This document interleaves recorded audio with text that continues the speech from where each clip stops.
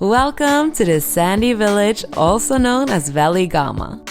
This surfing paradise is located on the south coast of Sri Lanka, approximately 2 hours from the capital city, Colombo. This charming little fishing town has gained a lot of popularity over the years, both locally and internationally. From providing some of the best food, yoga retreats, and accommodations we've experienced all over Sri Lanka, the main attractions are the waves. It's the perfect place for anyone interested in surfing. Beginners can find surfing lessons at any of the stalls along the beach, while the pros can take advantage of the larger and more intimidating waves the coast of Weligama offers. But don't worry, this charming town is not only for surfers and fishermen. You can also have the most relaxing time here and take advantage of some of the best and most luxurious hotels in all of Sri Lanka. If you're new here, my name is Camilla and I've been making travel series here on YouTube for the last 3 years. Before we start, I invite you to subscribe so you won't miss out on any of my upcoming videos. And if you want me to make more videos like these, hit the thumbs up button. Now, if you're ready, let's explore Sri Lanka.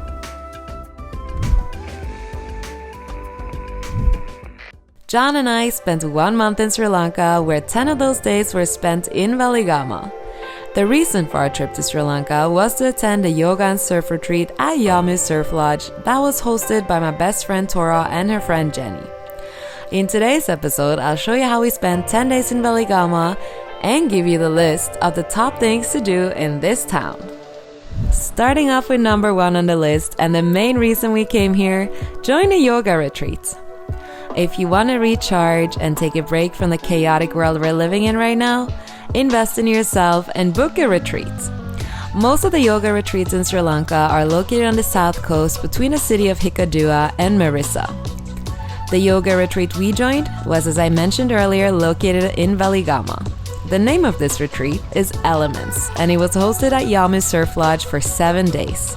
Okay, so we are here on the roof at Jamu Surf Lodge, and it is the first night of this retreat. It is the welcoming ceremony, and they have decorated with flowers, and it's beautiful music and sage, and I am so excited to be part of this. I already shot the girls a little bit, and they look incredible, and yeah, this is gonna be a good night.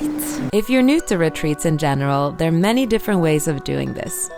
Some focus more on the spiritual side of yoga, while Elements was your modern day retreat. They focus more on getting a strong body and mind, building a community, mastering the yoga poses, and lastly, getting out of your comfort zone by learning something new, like surfing. A regular day for us looked pretty much like this. Waking up at 7 a.m. to start our first vinyasa yoga class of the day, then followed the nourishing and tasty breakfast the staff at Jamu custom made for us every morning. So they just served the breakfast, and honestly, they can make everything vegan, gluten-free here, and the chefs here are incredible. They are responsible for feeding us, and they're doing a great job. So yeah, all the food so far has been impeccable. I'm currently now just drinking, I think it's a passion fruit juice with ice water or something like that. It's really good. After that, we had time for yourself to relax and explore the area. At 12 p.m., we would head to Weligama Beach and try some surfing. After that, we headed back to Jamu for lunch, which again was just another incredibly tasty meal. When you're done eating, you have free time again until we meet back up in the evening for a yin yoga session. Followed sometimes by a quick trip to the beach right next to Jamu to watch the sunset or a storm with some fresh coconuts in our hands. We love nature! Then we had to dinner at a different restaurant every night. This was my first ever retreat and definitely not my last. I loved it so much. If you want to know more about this retreat, check out elements.no and their Instagram, and I will also link it in the description below. Number 2 on the list is surfing. The main reason a lot of tourists travel all the way to Sri Lanka. They are known to have some of the best waves coming in from the Indian Ocean. It's appealing because you can be a total beginner like me and practice on the smaller waves, or be a pro and take advantage of some of the most majestic waves Asia has to offer. The king of the ocean. Come enjoy with us. Okay, I'll tell everyone in the world. Surfing was way harder than I thought, but it felt so good to be able to stand up on the board and ride that first wave after falling countless of times. Isn't that what life is all about anyway? The patience and positivity of our instructors made you not want to give up. It was also encouraging hearing your new friends from the retreat cheer you on while you make a fool of yourself on the board. The prices of the surfing classes varies, but it's pretty affordable everywhere, starting from a few dollars per hour up to $25 to a full day. A bonus was that our surfing location had the cutest little kitten that we could cuddle with every day. We just finished our surf session today. It was really, really good. And let me show you. He is the one that helps me all the time. Surfing? Yeah, without him, stand up, get out. But if you're scared of trying to surf, this is your sign to pick up the board now. Moving on to number 3, renting a scooter. I always include this in all my top 10 lists from around the world, but it's for a good reason. It's the best way to explore a new place and get around on the island. I should start off with saying traffic in Sri Lanka can be pretty hectic. There are no traffic lights most places, no rules, and the buses might try to run you over. But if you can accept that and be confident in your driving skills, read the traffic and stay alerted at all times, and you'll become a master on the road and blend in fast. We paid around $4 a day for a scooter and rented it for 10 days. We got our scooter from Jamu, where we were staying, but you can rent a scooter at most homestays, hotels, and there's also random rentals along the way. Make sure they give you a good helmet and always check that the registration papers are in the seat if you get stopped by the police. Number 4 is all about spoiling yourself. Enjoy a night or longer at one of the luxurious hotels Weligama has to offer. Get a massage, swim in the incredible pools, and enjoy food from the best chefs of Sri Lanka. We were lucky enough to stay a few nights at Malabar Hill, and it was one of the best hotel experiences we've ever had. They have the most beautiful villas with private pools, and the restaurant has to be one of the top ones in all of Sri Lanka. Their chef is a genius. Other places you can stay for a night is the popular Cape Weligama, or if you want something smaller and a bit more affordable, you can book the honeymoon suite at Aurelia Villas. Moving on to one of the most important mentions on the list, number 5, experience the food scene. If you're new here, you'll now realize I'm a massive foodie, and trying the local food in new countries is one of the highlights of every trip. Sri Lanka has some incredible local food, and they're mostly known for their homemade curries. They're so proud of it, and it's not your typical Indian and Thai curry. This is different.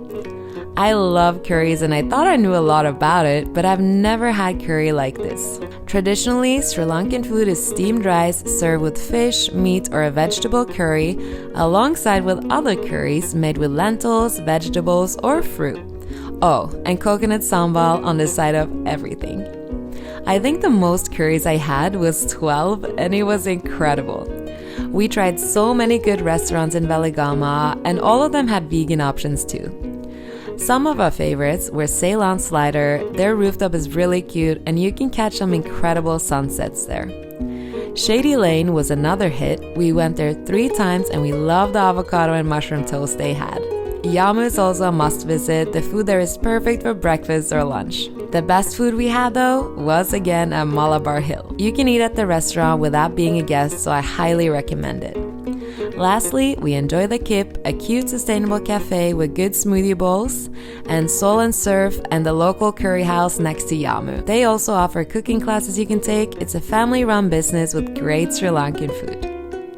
If a restaurant is too boring for you, you can turn it up with number 6 on the list, beach clubs. Weligama has a good few beach clubs, but we only checked out W15 and Petty Petty. We enjoyed both. It depends what you're in the mood for. W15 is a nice place to chill, eat some good food, and they have a lot of beach beds you can borrow. You don't need to be a hotel guest to stay there. You can just buy some food and drinks, and then you can use the pool and the beach beds. It's a fun place. They have live music, volleyball games, and surfing right in front of it. Peti Peti was different, way smaller, and I didn't see any beach beds, but it felt more like a brunch place. They had a beautiful beach, nice pool, and also live music. The food there was also really good, and we had a great time there overall. Number 7 is beach hopping. Weligama has some incredible beaches, and you can be really lucky and have the beach to yourself if you go early. My best tip is to look on Google Maps, put on satellite view, and start looking for sand patches along the coast. Jump on your scooter and check it out. We were super lucky and had a secret beach alone right next to our first homestay. You can see more in last week's episode linked above. Other beaches we went to were Jungle Beach, it was always puppies there, Weligama Beach for surfing, and lastly Coconut Beach that always had really cute cows, dogs, small bonfires, and locals selling coconuts and $1 beer that you can enjoy while watching the surfers and the sunset. If you want to go for a drive, you can also head to Marissa Beach and Dream Beach that has the famous Instagram swing. Getting close to the end now, number 8 on the list is a 20-minute drive to Koggala Lake. It does not have to be an all-day trip at all. It can be done in 1 hour or more if you want to explore the areas around the lake. We visited a few places when we went there. We started off our excursion cruising along the river looking for alligators. We did eventually see one, but couldn't capture it. After that, we drove over to a place where we fed the cutest monkeys.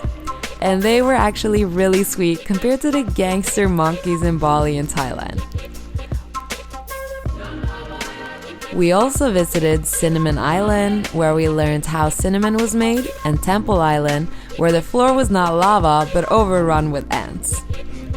It was a beautiful place though. Overall, a pretty cool experience, and I think Koggala Lakes has market there on the weekends too. What's your name? Sudu. Sudu. I'm from Lakeland. Lakeland, and that's where we are now? Yeah, sure. Cool. This is my place, and we'll welcome you again. Number 9 is a trip to Galle City. A 45-minute drive from Weligama Bay, and you'll be surrounded by history.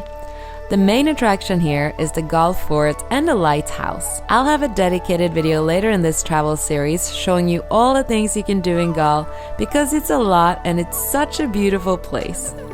Last but not least, number 10, a day trip to Yala National Park.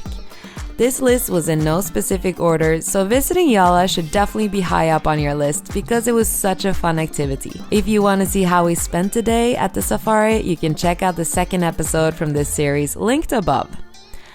Let me just say one thing. We saw elephants and they have one of the highest density of leopards in the world, so you might be lucky and see one or many if you go early in the morning.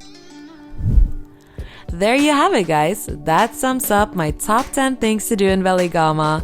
I hope you got some good tips and let me know if you have done any of these things or what you would like to do. Weligama is a must visit if you are in Sri Lanka. The locals in Sri Lanka are all incredibly kind, but I felt they were extra sweet in Weligama. Maybe it's the ocean breeze. If you made it this far, please write below where you're watching from. I would love to know. Thank you so much for following along on today's episode. I will see you guys next Sunday, where I'll show you all the best places to stay in Sri Lanka, budget versus luxury edition. If you enjoyed today's episode, please subscribe and hit the like button. That tells YouTube that they should share my episode with more like-minded people that will help my channel grow. Thank you so much, and I'm so grateful for all the support, and I'll see you guys next week. Bye!